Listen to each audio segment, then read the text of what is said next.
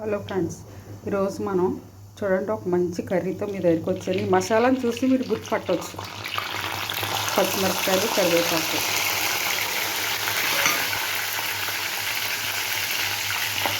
ఏం కర్రీయో చెప్పండి.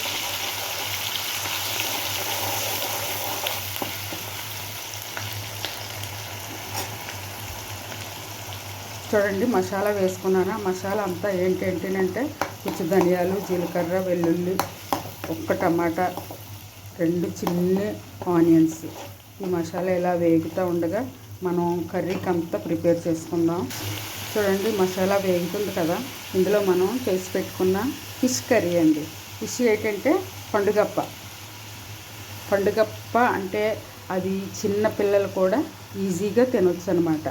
అంటే ముళ్ళు ఉండవు ఇందులో, ఎక్కువ ముళ్ళు లేకుండా ఉంటుంది. అందుకని ఇది చిన్నపిల్లలకు కూడా ఈజీగా తినేయచ్చు అనమాట.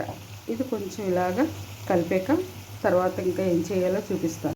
ఏంటి ఆంటీ కారం వేయలేదు, ఏమీ వేయలేదు అనుకుంటున్నారు. ఈ కారం, ఉప్పు అన్నీ ఈ ఫిష్ పీసెస్కి పట్టించేసాను. ఇప్పుడు నేను కొంచెం కొద్దిగానే ఒక్క గడ్డ అండి చింతపండు కలిపి పెట్టుకున్నాను.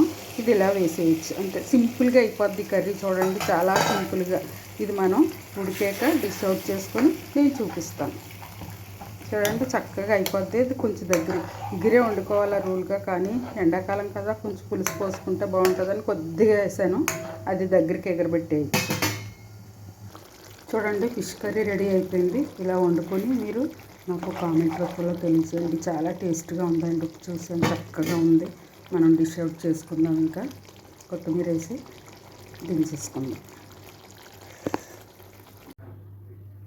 చూడండి ఎంతో టేస్టీ అయిన ఫిష్ కర్రీ రెడీ అయిపోయింది. ఈ చేపలు ఏంటంటే పండుగప్పలు అనమాట అండి. మామూలు గోదావరి చేపలే ఇవి. చక్కగా ఉంటుంది పండుగప్ప అంటేనే, ముళ్ళు లేకుండా ఉంటుంది. ఇలా మీరు చేసుకొని తిని నాకు కామెంట్ రూపంలో తెలియజేయండి. ఓకే అండి, బాయ్. మరొక డిష్తో మళ్ళీ కలుసుకుందాం.